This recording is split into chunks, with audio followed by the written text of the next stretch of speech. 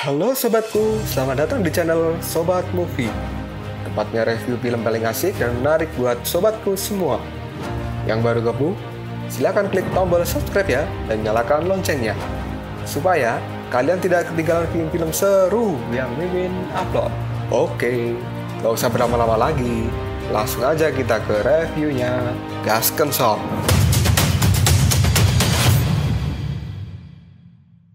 Hey, oke, sobatku terkeren, terkecil, terbaik, tersemuanya. Kita masih bersama Sobat Movie, channel alur cerita terasik sepanjang masa.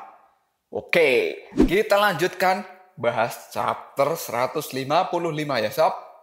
Gak usah cacot banyak bacot, kita langsung aja ke pembahasan. Kedatangan Raja Asura ke Istana Surga membuat para prajurit ketakutan. Padahal sang raja ini hanya datang sendirian. Dan Raja Rahu kini sudah bersiap untuk membantai para dewa dan akan menerobos masuk untuk bertemu dengan Kaisar Sitian. Tanpa ada rasa takut sedikit pun sang raja melihat Istana Surga dengan tatapan penuh amarah. Raja Rahu yang sama sekali belum pernah melihat surga kini akhirnya bisa melihat rumah masa lalu para leluhurnya. Dan dia pun telah menginjakkan kakinya sendiri di Istana Surga. Sebenarnya, sang raja ini penasaran seperti apa sih Istana Surga itu dan sejak lama dia ingin melihatnya. Kini sang raja mulai melangkah maju dan para prajurit pun kini sudah bersiap untuk menyerang sang raja gila. Dengan posisi siap menerima serangan dan membalikkan serangan, raja menghadapi kepungan dari prajurit surga yang tak akan membiarkan sang raja gila ini masuk ke Istana Surga. Oke, kita flashback sebentar ke beberapa bulan yang lalu. Ada seorang dewa yang berlari dengan tergesa-gesa menuju Istana Surga. Dewa itu bernama Yutao. Dia adalah seorang pejabat sejarah Istana Surga. Yutao ini kembali ke surga dengan tergesa-gesa karena dirinya baru saja kabur dari penjara Asura. Prajurit yang melihat ada tawanan perang yang kabur langsung menemuinya dan Yutao ini berkata, "Aku ingin bertemu dengan Dewa Sasin sekarang juga." Yutao pun dibawa ke ruangan Dewa Sasin. Dia terlihat sangat kelaparan. Dia makan dan minum dengan lahap seperti orang yang sudah sebulan atau berbulan-bulan tidak makan saja. Siwe yang melihat Yutao makan seperti orang kesetanan memperingatkan untuk santai saja dan menikmati makananmu. Tapi Yutao berkata, "Ini benar-benar kelaparan. Selama jadi tawanan, aku tidak pernah diberi makan." Saat Yutao makan dengan lahapnya, Dewa Sasin pun muncul dan mengejutkan Yutao. Dewa Sasin langsung berkata pada Yutao, apa dia membawa informasi penting untuk dirinya? Yutao mengiyakan, dan ini adalah informasi yang sangat penting sekali. Dewa pun menyuruh Siwe untuk keluar karena hal ini sangat rahasia. Dan Yutao berlari cukup jauh hanya untuk memberikan info ini pada Dewa Sasin. Sang dewa malah menanyakan sesuatu yang tak jelas pada Yutao, yang membuat si Yutao ini terkejut. Dewa pun bertanya, "Kenapa kau hanya memakai sepatu sebelah saja?" "Hei Yutao, kakimu kotor. Aku tak ingin bicara denganmu." Allah, si dewa ini gimana sih? Urusan sepatu aja kok malah lebih penting dari apapun. Dewa Sasin lalu menyuruh Siwe untuk mengambilkan sepatu untuk Yutao. Yutao pun memakai sepatu yang diberikan oleh Siwe. Dan Dewa pun lalu memberikan kain agar Yutao membersihkan keringat di wajahnya. Setelah Yutao sudah membersihkan wajahnya, Dewa pun menyuruh Yutao untuk mengatakan informasinya. Dan Dewa Sasin berharap informasi itu tidak membosankan baginya. Yutao pun juga mengatakan bahwa sebenarnya dia juga tidak tahu informasi penting itu. Karena info itu dimasukkan ke dalam gulungan ini oleh Dewa Rulai. Sambil Yutao menyerahkan gulungan itu pada Dewa Sasin. Dewa Sasin pun kaget karena ternyata info itu datang dari Dewa Rulai. Dia pun membuka gulungan itu dan boom!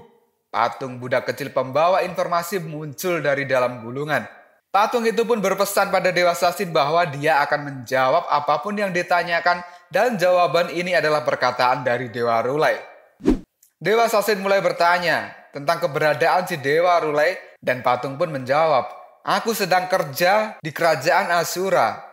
Jawaban ini membuat Dewa Sasin bingung apa maksudnya. Patung itu pun menjawab bahwa Rulai sedang menyamar sebagai pasukan Asura dan berpartisipasi dalam perang membantu divisi Raja Rahu. Dewa Rulai menyampaikan informasi bahwa sebenarnya perang Asura hanyalah untuk memperebutkan kekuasaan dan tidak ada alasan perang antara surga dan Asura. Dewa Rulai punya cara untuk menghentikan pembantaian Asura, tapi dia butuh bantuan dari Dewa Sasin. Taktik Dewa Rulai adalah: pertama, membiarkan 4 Raja Asura untuk masuk ke istana surga. Hal ini membuat Dewa Sasin bingung dengan rencana aneh Rulai. Dewa pun menanyakan, lalu apa tujuannya? Dewa Rulai yang sedang dalam formasi Asura tak bisa menjelaskan secara detail. Pokoknya lakukan cara yang kukatakan tadi, karena sekarang aku akan membebaskan Yuto lebih dulu, kata Dewa Rulai. Sebelum patung informasi itu menghilang, Dewa Rulai berpesan, biarkan Asura berkuasa dulu. Jika nanti ada kesempatan, aku akan menjelaskan detailnya padamu dan pada Kaisar Sitian. Patung pun menghilang. Dan hal ini membuat Yuto merasa rencana Dewa Rulai terlalu aneh dan tidak dapat diterima oleh akal sehat. Dewa Sasin pun hanya diam saja dan dia percaya pada Dewa Rulai bahwa yang dia lakukan pasti adalah yang terbaik. Karena Dewa Sasin sadar selama ini dirinya selalu kalah dari Dewa Rulai dalam hal apapun. Melihat reaksi Yuto yang seperti itu, Dewa Sasin tahu akan seperti apa juga reaksi para dewa yang lain. Karena sebuah rencana aneh pasti akan selalu bertentangan dengan aturan surga. Dan ini adalah keputusan yang sulit bagi komandan perang seperti dirinya untuk membiarkan Asura masuk dengan mudah ke dalam istana surga demi masa depan yang indah. Rencana gila ini seolah-olah membuat Dewa Sasin seperti bekerja sama dengan musuh untuk menghancurkan surga. Sangat menyebalkan. Dia pergi tanpa penjelasan, dasar Rulai, kata Dewa Sasin. Yuto pun mengatakan saat itu Dewa Rulai memang terburu-buru saat melepaskan dirinya untuk menghindari agar tidak ketahuan pasukan Asura. Dan memang akan sulit untuk menerima rencana aneh ini dari Dewa Rulai. Karena bagi Dewa Sasin ini bukan rencana yang sulit dijalankan, tapi memang rencana ini tidak akan mungkin. Karena ini semua menyangkut semua jenderal besar yang berada di garis depan. Para jenderal itu pun punya semangat tempur yang pantang menyerah melawan para Asura. Dan kali ini mereka akan ditarik mundur lalu membiarkan Asura masuk ke istana surga, sungguh sangat konyol. Dan ditambah lagi, Rulai tak mengatakan rencananya secara jelas. Hal ini membuatku mempertaruhkan kepercayaanku pada Rulai. Dewa Sasin pun lalu memanggil Yuto. Karena merasa rencana ini sangat rahasia dan tak boleh diketahui oleh siapapun, apakah aku harus membunuhmu? Tanya Dewa Sasin.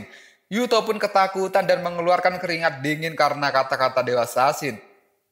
Tapi Yuto memastikan bahwa ini akan aman dan dirinya akan bungkam agar rahasia ini tidak bocor.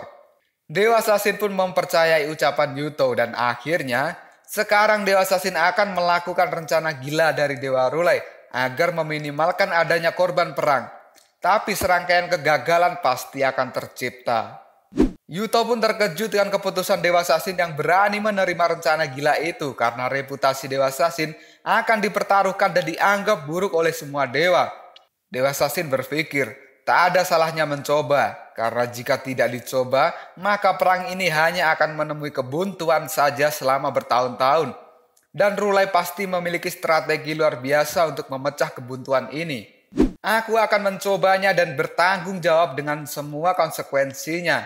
Meskipun dia selalu bertingkah aneh dengan rencananya, yang sulit diterima akal sehat, tapi instingnya selalu membawa pada arah yang benar. Dan kini terlihatlah di sebuah perbukitan, ada seorang Asura yang datang ke tempat perkemahan Raja Rahu. Di bukit itu Raja Rahu sedang sendirian karena dirinya memang selalu menyendiri dan jarang bergabung dengan Asura yang lain. Terlihatlah seorang Asura datang menghadap Raja Rahu yang sedang tertidur di depan api unggun di perkemahannya. Asura ini merasa sangat bersemangat untuk bertemu dengan sang raja di atas perbukitan. Dia datang dengan penuh senyuman, tapi sang raja hanya diam seolah tak peduli dengan kedatangannya. Raja Rahu pun mulai bicara dan bertanya, siapa kamu? Kenapa kamu menyamar untuk menemuiku? Apakah kau pembunuh dari surga? Pertanyaan itu membuat Asura ini kaget dan membuka penyamarannya. Yang ternyata dia adalah Dewa Rulai. Sang dewa pun berkata, aku bukan pembunuh. Dan aku datang untuk memenuhi sebuah janji.